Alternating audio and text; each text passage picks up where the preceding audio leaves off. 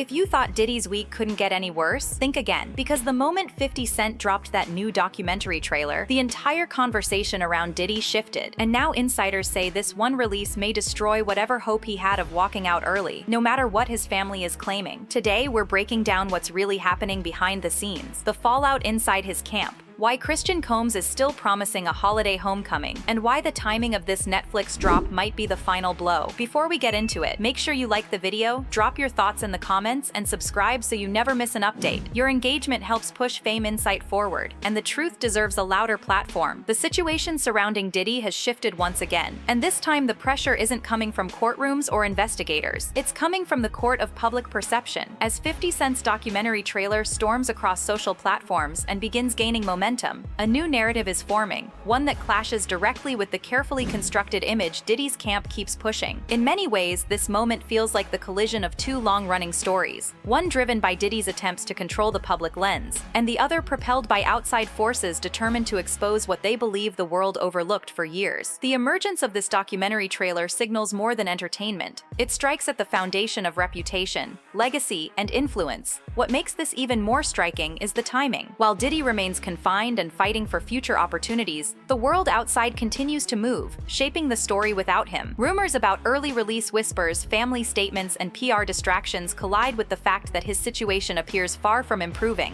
As this unfolds, it raises a critical question. Who controls the narrative now, the inside or the outside? This tension forms the backbone of today's unfolding drama and sets the tone for everything that follows. What makes this moment even more critical is how quickly the situation around Diddy is evolving. Each new update adds another layer, and Section 2 focuses on how the external pressure surrounding him is beginning to shape the narrative in ways no one in his camp seems able to contain. As the public conversation shifts, one theme stands out. The story is no longer controlled by Diddy's team. Instead, it's being shaped by outside forces, media producers, investigators, and political voices. And each of them is pushing the narrative in a direction that threatens the foundation Diddy spent decades building. This shift didn't happen overnight. It's the result of a sequence of events that slowly peeled away his ability to control perception. First came the legal challenges, then the public backlash, and now a series of high-visibility media projects amplifying every allegation. Each one reinforces the next, leaving less room for his camp to counter or reframe the narrative. What makes this more impactful is that the new documentary rollout isn't arriving in a vacuum. It comes at a moment when public trust around Diddy is already fractured, his influence weakened, and the public increasingly willing to believe the worst. Whether fair or not, that environment creates a powerful gravitational pull, and any story attached to his name automatically accelerates. The implications are not small. This growing media wave complicates every effort Diddy's inner circle is making to stabilize his public image. As the noise rises, their messaging is drowned out, leaving more questions than answers, and raising doubts about whether he can regain control of his narrative at all. As the trailer for 50 Cent's upcoming documentary spreads across the internet, something else begins shifting behind the scenes, and this part isn't playing on Netflix. It's unfolding inside Fort Dix, where every headline, every leaked clip, and every social media whisper seems to echo louder than the cell block walls. For Diddy, this isn't just another viral moment to ignore, it's a direct threat to the legacy he spent decades manufacturing. And that threat is arriving at the exact moment he is fighting to maintain the last pieces of his public identity. What makes this moment even more surreal is the timing. His family's public optimism, especially Christian's declarations about a holiday homecoming, clashes sharply with the reality outside those gates. While Christian confidently paints a picture of hope, one where his father somehow walks into the house before the holiday season, the rest of the world is watching an entirely different storyline unfold.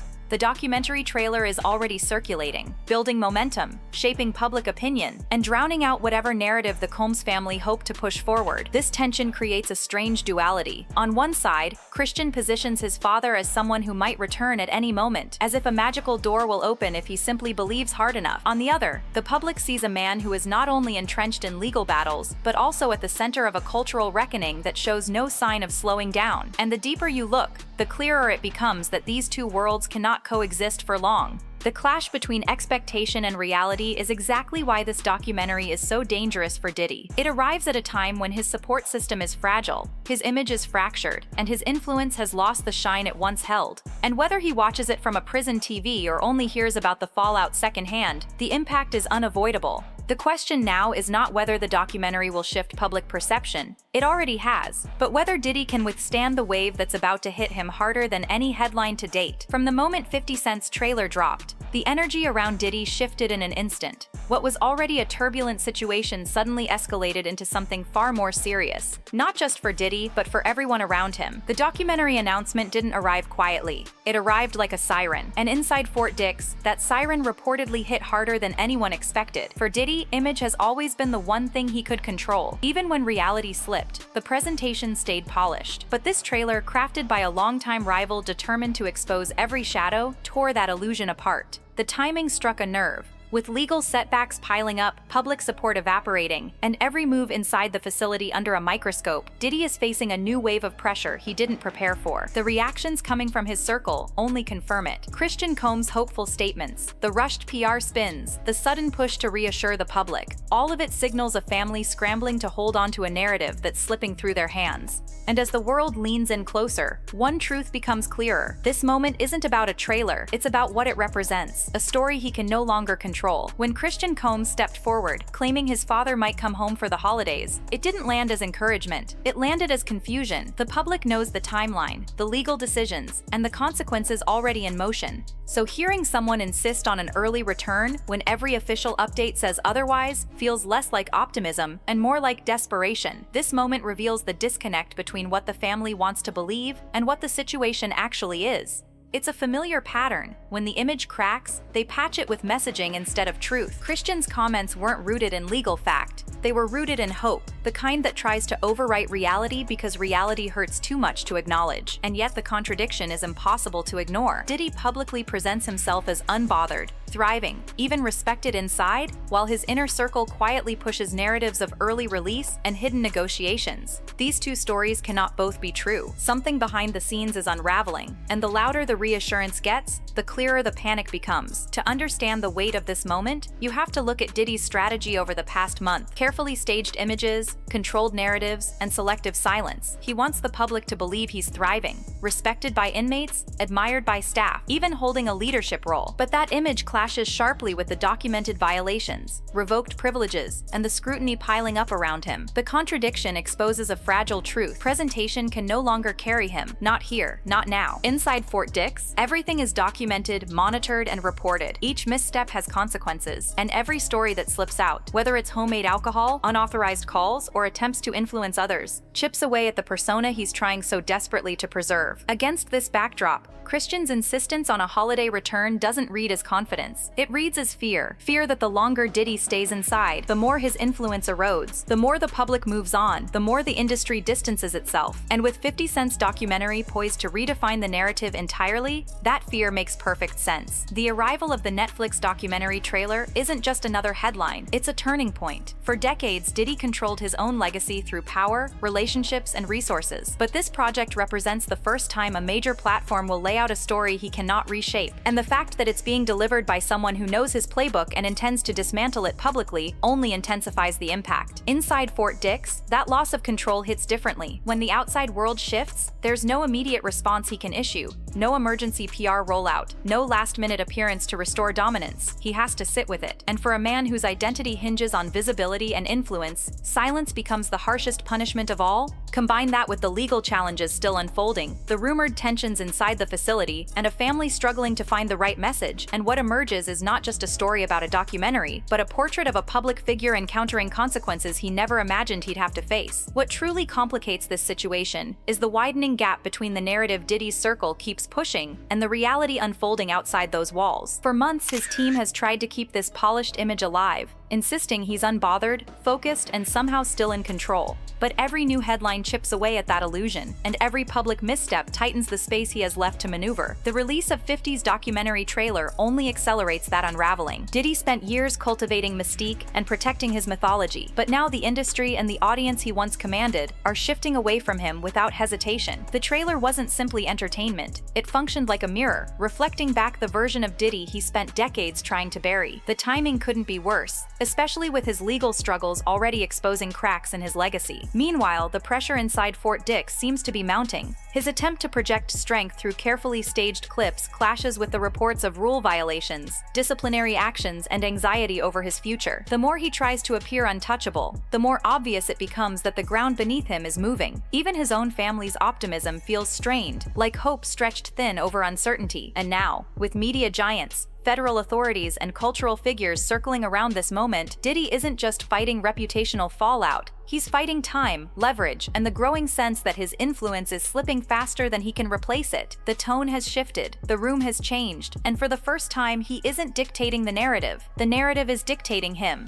As the narrative around Diddy's possible early release spreads, Section 6 looks at the widening disconnect between what his team wants the public to believe and what the documented facts actually show. This tension is becoming more visible each day, and the contrast between fantasy and reality is now impossible to ignore. From the outside, Christian speaks confidently about holiday reunions and family celebrations, acting as though the countdown to his father's return has already begun. Yet the documented behavior inside Fort Dix tells a very different story. Recent rule violations, loss of privileges, and official warnings strongly suggest the opposite trajectory. Instead of moving toward a release, Diddy appears to be drifting further away from it. This split between storyline and circumstance exposes something deeper. The image machine is still running, but the environment no longer supports it. Public optimism from the family might soothe their supporters, but the federal system isn't influenced by emotional appeals or upbeat sound bites. Courts respond to patterns, not promises. Regulations respond to actions, not affirmations. This creates an uncomfortable truth for Diddy's inner circle. The more they push the hopeful narrative, the clearer the contrast becomes. And with every new detail that emerges from inside the facility, that hopeful storyline becomes harder to defend. The public is no longer relying on rumor. They're watching documented developments unfold. At this point, the holiday homecoming has shifted from prediction to performance, a wish spoken loudly enough to drown out the reality that continues to contradict it. And underneath that contradiction lies the real issue.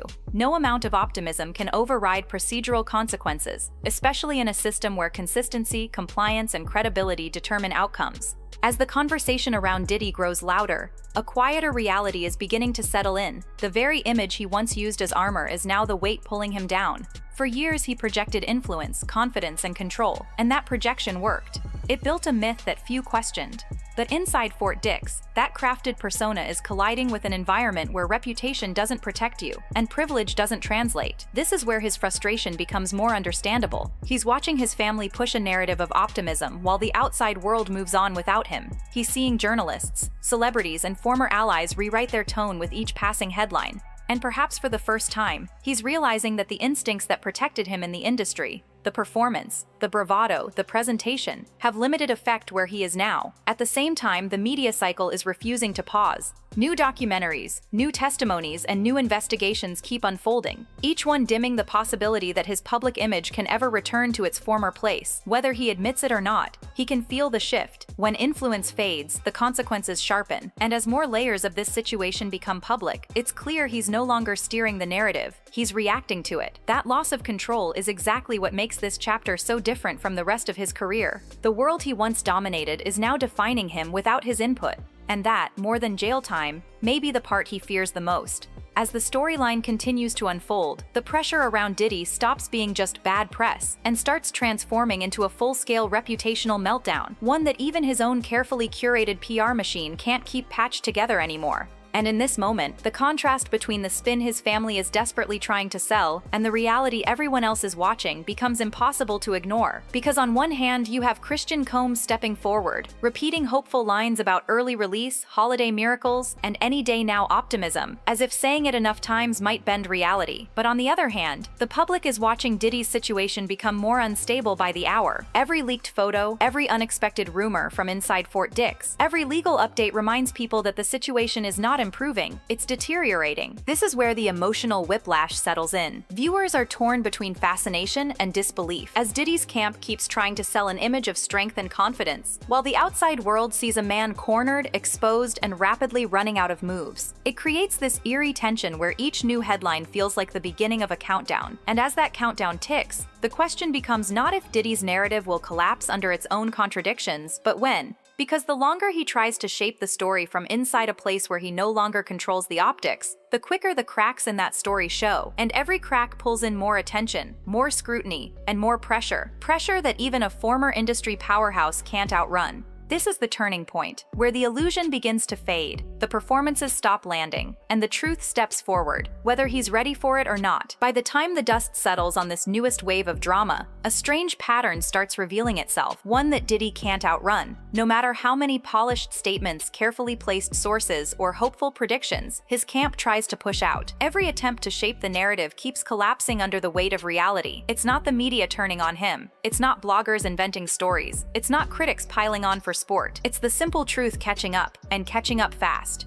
Each new development strips away another layer of the image he's desperately trying to maintain. The curated photo ops, the claims of confidence, the insistence that he's almost home, all of it dissolves the moment the actual facts arrive. Extensions to his sentence, violations inside the facility, contradictory statements from his own lawyers, public silence from people who once aligned themselves with him. It creates a widening gap between what Diddy wants people to believe and what everyone can plainly see. And that gap is where public perception quietly shifts. Not through outrage, not through campaigns, but through observation. The longer this plays out, the harder it becomes for anyone, fans, former friends, or industry allies, to pretend everything is still in his control. The situation no longer feels like a temporary setback he can power through. It feels like a turning point he can't spin his way out of. And deep down, even his most loyal supporters feel that shift, even if they're not ready to say it out loud yet. By the time the public reached this point in the story, the mood around Diddy had shifted from curiosity to inevitability. What was once framed as a temporary setback had gradually transformed into something deeper, almost structural. And this is where the truth becomes uncomfortable for everyone involved, especially the people still trying to keep his legacy afloat. At this stage, the issue is no longer just whether Diddy returns home early or serves the full sentence. The real problem is perception. Every new update, every leaked clip, every nervous statement from his inner circle quietly reinforces what the public already suspects. The era of Diddy calling the shots is over. The power he once relied on, his influence, his connections, his ability to shape the narrative, has thinned out, and the world can feel it. What's even more telling is the contrast between how his camp talks about him and how institutions respond to him. His team continues to project confidence, framing his situation as temporary, reversible, manageable. Meanwhile, officials, media outlets, and industry players treat his case as something final, something that cannot be undone. That split is where the emotional tension sits. His family clings to hope, while everyone else quietly moves on. And this creates a new kind of pressure, with the documentary looming, with other cases still unfolding, with every statement from loved ones being dissected online. There's no version of this chapter where Diddy emerges looking unshaken. Even if he were released tomorrow, the public has witnessed too much, heard too much, and now expects even more revelations. His silence cannot reverse the damage. His team's optimism cannot rebuild a reputation that now feels permanently fragile. This is why the stakes feel different. The question is not whether Diddy returns home for a holiday or some symbolic moment. The question is what kind of world will be waiting for him afterward, and whether he's prepared to face a reality where the influence he once commanded has evaporated. Because at this point, even the people who defended him the longest are running out of room to stand, and that's the part no one around him wants to say aloud. The countdown isn't to his release. It's to the reckoning that follows. As the conversation shifts from speculation to reality, one truth becomes unavoidable. Diddy's public persona can no longer support the weight of everything collapsing around it. For years, his brand relied on spectacle, the confident walkthroughs, the declarations of influence, the insistence that every setback was simply a setup for a bigger return. But now, inside Fort Dix, those theatrics land differently. They aren't inspiring, they're revealing. In an environment where reputation doesn't open doors, and image doesn't translate into authority, Diddy's old tactics lose their shine. Every attempt to project control becomes a reminder of how much control he doesn't have. Every claim about being unbothered reads like an attempt to calm a storm that's already well underway. And every story coming from the outside, whether it's Christian insisting he might be home soon or TMZ dropping another inconvenient update, highlights just how far removed he is from the narrative now unfolding without him. What's emerging is a portrait of a man caught between two identities: the mogul who once shaped culture, and the inmate who now has to follow rules he can't negotiate. And that gap, that space where arrogance, denial, and fear collide, is exactly where the cracks begin to show. Because behind every bold statement, behind every performance of confidence, lies a question he can't answer. What does the future look like when influence no longer shields you? As more reports, documentaries, investigations, and voices come forward, that question grows louder. And whether Diddy wants to admit it or not, the world is already moving on, with or without his permission. And there you have it. Another day, another plot twist in the saga nobody asked for, but everybody keeps watching. Because let's be honest, every time Diddy's camp tries to rewrite the narrative, reality steps in with another curveball. And today's curveball, it's a full-on fastball straight to the storyline. But before we wrap this up, let me leave you with this thought. If so much chaos is happening on the outside, and so much confusion is swirling on the inside, what does that say about what's still hidden? Because trust me, this story isn't slowing down, it's speeding up. Now listen, if you want to keep riding this roller coaster with me, do two simple things. Like the video, drop your thoughts in the comments, and hit that subscribe button so you don't miss what drops next. We're getting closer and closer to uncovering the pieces they hope stay buried, and you already know Fame Insight is not letting go. Thanks for watching, thanks for supporting, and thanks for keeping the conversation sharp. I'll see you in the next one. Stay tuned. The next chapter is already brewing. Fame Insight, where the whispers get loud.